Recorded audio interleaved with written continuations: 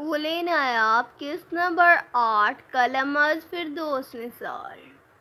یا اللہ میرے بچے کی حفاظت فرما، میرا بچہ بہت تکلیف میں ہے، میں اپنے بچے کو کسی بھی حال میں کھو نہیں سکتی۔ اے اللہ وہ تیری نعمت ہے جو تو نے مجھے عطا کی۔ یا اللہ میری گود خالی نہ کرنا، بھری جوانی میں اپنے بیٹے کو مرتے ہوئے نہیں دیکھ سکتی۔ اللہ میرے بچے کو بچا لینا، میرے بچے کو صحت دے، اس کو صحت یاب کر دے۔ اے اللہ میری دعا سن لے۔ رفعت بیگم روتے ہوئے گر گرا کر اللہ تعالیٰ سے دعا گو تھی۔ دانیال ان کا اکلوتا بیٹا تھا اور وہ اسے کھو نہیں سکتی تھی، جبکہ ڈاکٹر زیادہ پر امید نظر نہیں آ رہے تھے۔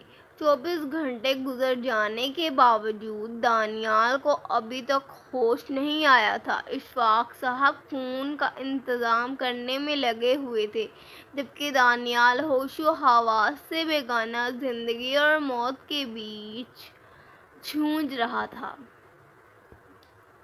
گل نایاب کو اس کی خالہ کے ساتھ رخصت کر دیا گیا تھا اور ان سے وعدہ کیا گیا تھا کہ دانیال کی صحت یاب ہوتے ہی وہ باقاعدہ طور پر رشتہ لے کر آئیں گے اور پوری دنیا کے سامنے ریتی رواج کے ساتھ گل نایاب کو اپنی بہو بنا کر رخصت کر کے لے آئیں گے۔ ارے تو ہی کل موہی ہے، آج اگر تیرا نکاح ہوا ہے تو تیرا شوہر تجھ سے نکاح کرتے ہی بسترِ مرگ پر پڑا ہوا ہے، کوئی معلوم نہیں کہ وہ زندہ بھی رہے گا کہ نہیں۔ منحوس کہیں کی، پیدا ہوتے ہی پہلے اپنے ماں باپ کو کھا گئی اور اب اپنے شوہر کو کھا جائے گی۔ تو ہے ہی منحوس، پتہ نہیں کیوں میں نے تجھ منحوس کو اپنے گھر میں جگہ دی، تجھ جیسی کمبخت کو پالا پوسا بڑا کیا۔ مجھے پورا یقین ہے تو نے ہی اس پر ڈورے ڈالے ہوں گے۔ خالہ بھی اونچی اونچی بین کرتے ہوئے گل نایاب کو باتیں سنا رہی تھیں۔ وہ منہ سے الفاظ کم اور زہر زیادہ اگل رہی تھیں، جبکہ گل نایاب کسی پتھر کی مورت کی طرح چپ چاپ بیٹھے ہوئے تھی، اسے اپنا ہوش تک نہ تھا۔ ان کے آنسو ان کا درد بیاں کر رہے تھے جو شاید یہاں کسی کو دکھائی نہیں دے رہا تھا۔ وہ اٹھی اور خاموشی سے اپنے کمرے کی طرف چل دی۔ قدم بہت مشکل سے اس کا ساتھ دے رہے تھے، ایسا لگ رہا تھا جیسے ابھی گر جائے گی، اس کے جسم میں جیسے جان ہی موجود نہ ہو۔ وہ آہستہ آہستہ قدم اٹھاتی اپنے کمرے میں گئی، جائے نماز اٹھایا اور نوافل ادا کرنے لگی۔ تقریباً 5 منٹ کے بعد گل نماز و نوافل ادا کر کے فارغ ہوئی اور دعا کے لیے اپنے ہاتھ اٹھائے۔ اس کے ہاتھ بھی اس کا ساتھ نہیں دے رہے تھے۔ گل نے آہستہ آہستہ اپنے کانپتے ہاتھوں کو دعا کے لیے اٹھایا، آنسو اس کی پلکوں کی باڑ توڑ کر اس کے ہاتھ پر گرے۔ اللہ میرا کیا قصور ہے جو مجھے اتنی بڑی سزا مل رہی ہے؟ کون سا گناہ کیا ہے میں نے ایسا جس کی وجہ سے میں اس اذیت میں ہوں؟ ایک مرد نے میرے لیے اپنے ماں باپ کی نافرمانی کی، میرے لیے وہ اپنے ماں باپ کے سامنے کھڑا ہو گیا۔ میں نے کبھی یہ تو نہیں چاہا تھا، میں نے کبھی ایسا تو کچھ نہیں مانگا تھا، تو پھر ایسا کیوں ہو رہا ہے میرے ساتھ؟ اس نے میرے لیے اپنی جان دینے کی کوشش کی، جبکہ جان تو تیری امانت ہوتی ہے، تو جب چاہے انسان سے لے لے، تو پھر اس سے یہ حق کس نے دیا کہ وہ میری خاطر اپنی جان لینے کی کوشش کرے؟ اے اللہ مجھے گناہگار نہ بنا، میں گناہگار نہیں بننا چاہتی۔ یا اللہ اسے زندگی دے دے، اگر وہ مر گیا، اسے کچھ ہو گیا تو اس کے والدین، خالہ بھی، سب کی نظروں میں گر جاؤں گی، اور سب سے بڑھ کر میں خود اپنی نظروں میں گر جاؤں گی۔ میں کیسے خود اپنے آپ کا سامنا کروں گی؟ میں قاتل نہیں بننا چاہتی، میں نہیں چاہتی کہ میرے دامن پہ یہ داغ لگے کہ میری وجہ سے کسی انسان نے اپنی جان لے لی۔ اے اللہ، اگر میں گناہ گار ہوں، مجھ سے کوئی ایسی خطا ہو گئی ہے جو تیری نظر میں صحیح نہیں، میں ایسا کچھ کر بیٹھی ہوں جو تیری نظر میں گناہ ہے، تو میرے اللہ مجھے بخش دے، مجھے بخش دے۔ مجھے اور کچھ نہیں چاہیے، بس دانیال کو زندگی دے دے، اسے اس کی زندگی لوٹا دے۔ وہ اس وقت بہت تکلیف میں ہے، اس نے میری وجہ سے خود کو بہت زخم دیے ہیں۔ میرے مولا، ان زخموں کو بھر دے۔ اے اللہ، تو اسے صحت عطا فرما، اسے زندگی عطا فرما، اسے میری بھی زندگی لگ جائے یا اللہ۔ گل ابھی الفاظ ادا کر رہی تھی جب خالہ بھی، جو کہ اس کے کمرے میں کسی کام سے آ رہی تھی، دانیال کے لیے اس کی دعا کو سن کر وہ حیران ہوئی اور اندر آتے ہی اس پر تھپڑوں کی برسات کر دی۔ کل منہی کہیں کی، مجھے تو پہلے ہی معلوم تھا تیرا اس لڑکے کے ساتھ چکر چل رہا ہے، ایسے تو نہیں وہ تیرے پیچھے اپنی جان دینے کو تیار تھا، تو نے ہی اسے ورگلایا ہے۔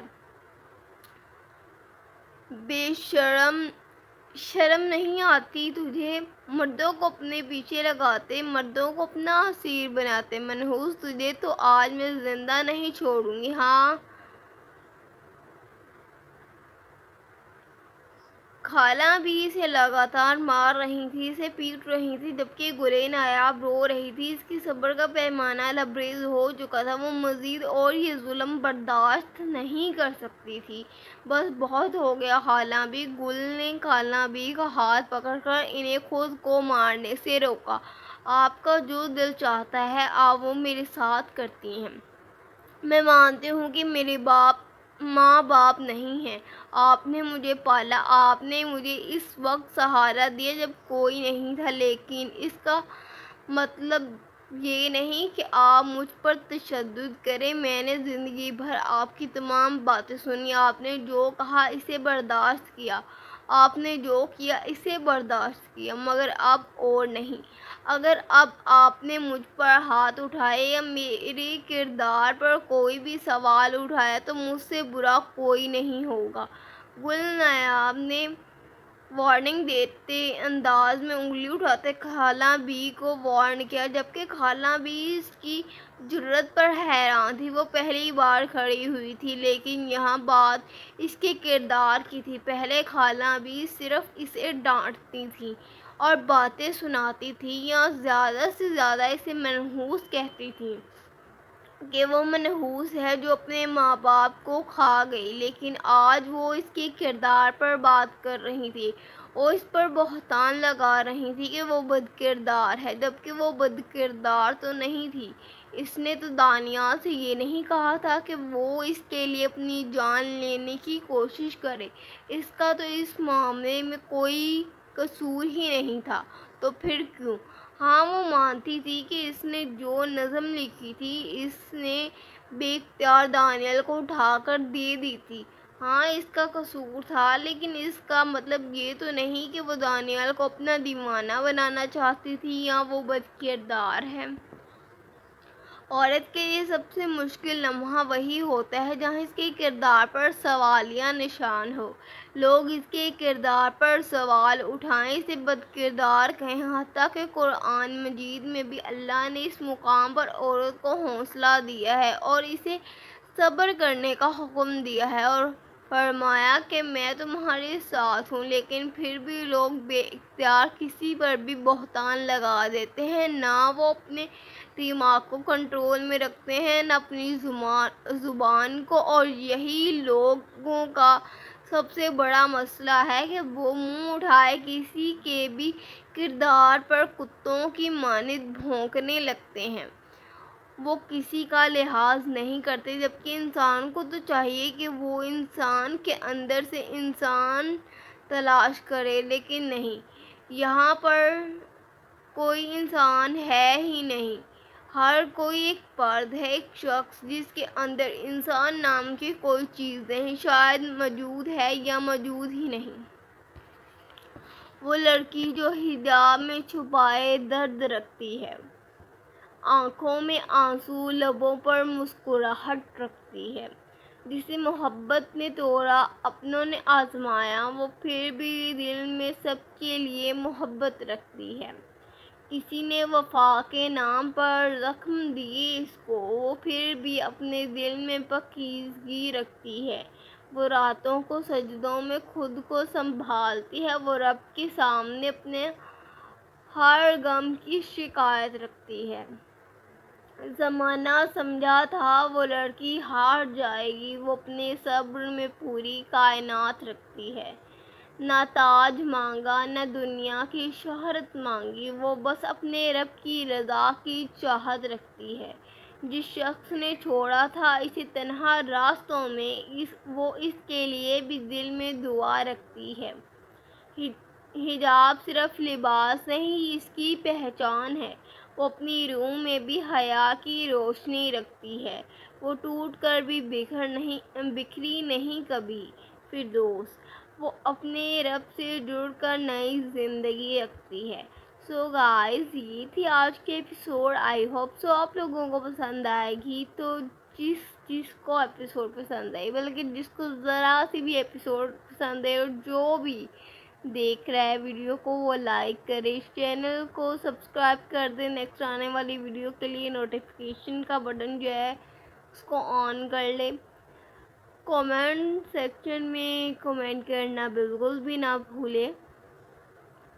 اس ویڈیو پہ جو چیلنج ہے آپ لوگوں کے لیے وہ بہت چھوٹا سا ہے، آپ نے 50 لائک کرنے ہیں، صرف اور صرف بس۔